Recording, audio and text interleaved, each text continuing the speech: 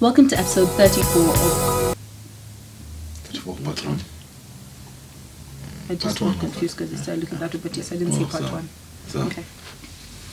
Welcome to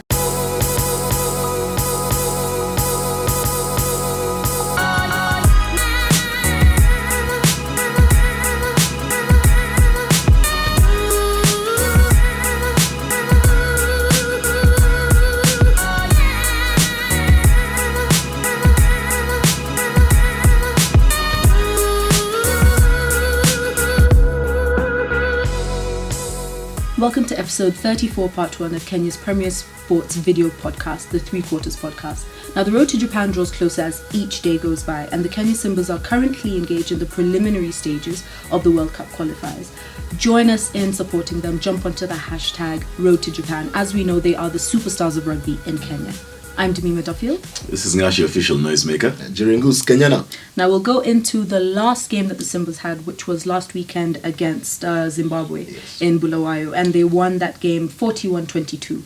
What are your thoughts on the game? I think it's a much improved showing from the forwards, especially. Didn't expect the win with the margin, or the score's margin, to be that big though. Considering these guys were. Okay, last year really whitewashed them. Yeah, but considering them having a very close game against Namibia, I didn't think that it would be a 41-22 win for us guys. But it was much improved, I think, from the forwards. The forwards, especially in terms of attack-wise, if I may say so, because all our tries came from the forwards, if I'm not wrong. Yeah. Then apart from Onsomo is just there in between. Halfback. Yeah. Then, but there was a bit of lapse, I think, of concentration, especially the beginning when the Zimbabwe scrum half scored the try. I think guys had zoomed a bit. Well, guys were not settled yet. Then I think our backs as well, in terms of defense-wise. We were a bit shaky thereabouts, but all in all, I think I'll big up the forwards. They're really working, and I think they're listening to our show. Every time we keep on banging the story about the forwards working on the breakdowns, working on their scrummage, the scrumming and everything, and there's been so much improvement. Yeah. Yes, our forwards had a good game in terms of mobility. Yeah. But I think they were very poor in the set piece, and I'll start with the scrum. Yeah. The scrum, Zimbabwe dominated the scrum. Yeah. There's only one scrum I can remember that we actually had. It was a scrum and forced a turnover in their own 22. But these guys had their scrums running well. Their front row had a field day. Yeah. Salah had a tough game. Yes, very tough. At the scrum. But all in all, I think it's an area that they can improve on. Our lineouts were very good. I think they were solid. Our mauling was exceptional. Our mauling was exceptional. Yes. Breakdown, I still have an issue with that. Yeah. Yes, I think it's more a case of Zimbabwe not exploring the opportunity that they had. It's not that we really improved on our breakdown. Again, it was only Chisanga who was going to the breakdown. I don't know why he's the only guy going to the breakdown. That's a work as a back row. And to be honest, I have nothing against the guy, but I do not know what Eric Kerr is doing on the team. I'm being honest, because if you're a back row, your work is the Zimbabwe 8th man. How many 8th man picks did he have? Yeah. He was running a lot of. He was running at because he knows. I mean, he matched up against Isaac Adimo. He's going to hit him any day. Yeah. That's not his work. It's not Aizo's work to be defending this. Yeah. The first line of defense is the blindside flanker or the open side flanker. Yeah. Those tackles are not coming in. I was not seeing him at the breakdown. He was not contesting the breakdown. Right? True. And if I'm the coaching staff, if I'm Jerome Pavata, if I'm Dominic Abimana, Papa, I would be thinking about either you bring in Martin Owila from the start, or you have George Nyambua come in as a back row. Yeah. George Nyambua as a back row? Yes, because I think he's a bit... If the reason you're having Kera there is because of a line-out option, then bring in Nyambua. Nyambua is also good at the line-out. And yes, I will bring in Martin Owila. But if we go... our breakdowns need a lot of work. We need to be... we want to commit 2 or 3 people to the rack, but it needs to be done fast.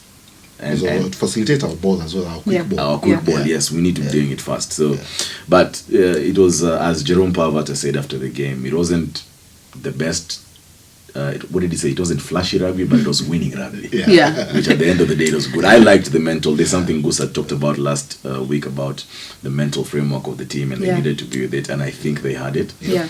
So big up to the guys. In terms of mental, they were aware about the Zimbabweans. Yep. Just one thing I'd like you guys to comment on is our kicks for territory. They seem to work better for us in the beginning. Yes. But although the back three or the last two men from the Zimbabwe team were adjusting to it as we went into like as the game went by. Yeah. But those I think were instrumental for us, especially in terms of gaining territory, ground. Yeah, it was. I think Isaac was playing some nice territory kicking. He had a good game kicking wise for territory. I think, and it helped us. Look at the penalty that we got to get the line out. Yeah. And then you mold it. Or Wheeler's try. Some fantastic kicking game. Even the commentator mentioned it as the game was going on. He said, like, the fly, of course, again, Questa Sports need to work on your names because they didn't know who was the number 10. Wow. So, they said that, look, the Kenyan fly is making some very smart kicks. Yeah. He was noticing where the gaps were and he was putting it right there. Making them turn. Just making them turn a bit. Yeah. What I'd like to see more from Isaac Adimo are the bombs. I'd like him to actually raise the balls and see how it's going to happen. Yeah. But all in all, in terms of territorial kicking, I think he had a very good game. Not so much in terms of marshalling his backline. We didn't see them getting. He had a nice cross kick that David Ambunya caught then. Yes, and then knocked forward. But it was idea. It was idea. Yes. Yes, but from a territorial perspective, yes, he had good kicks. I didn't think he had too good in terms of a kickoff. The kickoff wasn't too good, but those are things Isaac can work on any day, and I'm sure come Namibia he's going to be set. All right, now the other game on the weekend was Namibia versus Uganda. Take us through the results, please. Actually, it was Uganda hosting Namibia. Uganda hosting Namibia. It was quite an entertaining game. Yeah, the scores were Uganda lost that night. Okay, not narrowly. Actually, it was 24-48 in favor of Namibia. Yeah, that leaves Namibia on the top of the table. Yes. Yeah, followed by the Simbas. Then Uganda. Yeah. Right, now before we get into our next game, you were saying it was a tight game before you quickly corrected yourself. I think it's unfortunate sometimes that the scores don't necessarily reflect what happened on the pitch, because to a large extent Uganda really did give Namibia a run for their money, especially in the beginning. They had a fantastic first half, I believe. But also it was a case of and that's when Namibia had a class above the rest. It was a case of capitalizing on the other person's mistakes, the small errors, which they did very well, and you gave them half a chance and they took it. And most of their tries were considered off Uganda mistakes. It wasn't really excellence from Namibia. It wasn't really excellence from Namibia. Yeah, true. All right, so next weekend we have the Namibia versus Kenya game. Before we tell everyone where it'll be, what time they can watch it, maybe we can go into what you think we should work on for that game. Scrums. The Zimbabwe scrum matched up to the Namibia scrum. The Zimbabwe scrum dominated our scrum. Therefore, we need to put in some work for our scrummaging. I liked the fact that Wilson Kopondo played a whole game, because I think in terms of from a mental perspective, that's why he's the captain. So I'd like to see him. Joshua Chisanga. I think the team feeds off a lot of his energy in terms of the way he's ball carrying and destroying all those guys. So I feel that needs to be worked on. Or rather, no, Joshua will do it. It's all right, no problem. Breakdowns. The Conrad Sam, I'm trying to remember the open side flanker for Zimbabwe. The white guy who scored Conrad Pritchard or something like that. This guy was at all the breakdowns, and he turned over quite a number of balls. Namibia are going to come the same way, and our guys need to improve on the breakdowns, especially our ball. Let's maintain our ball.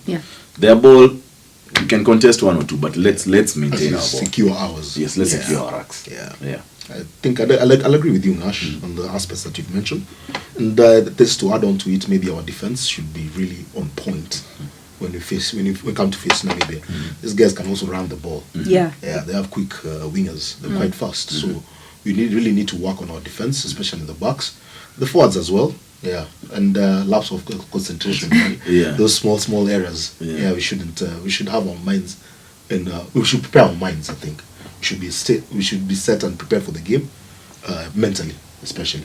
Yeah, and just to add on to what you're saying, defensive structure, our defensive line was breached a couple of times in midfield against Zimbabwe. Yeah. So we need to have a solid defensive line, and then I think we also need to attack their 9-10 channel. The halfback pairing, they look like their weakest link. The Namibia, halfback pairing, they look like their weakest link. But the halfback, the scrum off is quite fast. He's fast, he is fast. He is but quite fast. I think, like in terms of ball carrying, Chisanga should be targeted to gain some mileage. But we do stand a chance, I think. Yeah, remember how Senegal, the winger with the dreads? Yes. Yeah, the defense was a bit loose and got the guy in 3 tries, man. Yes. Yeah. So I think once we get that polished up, we should have a good game.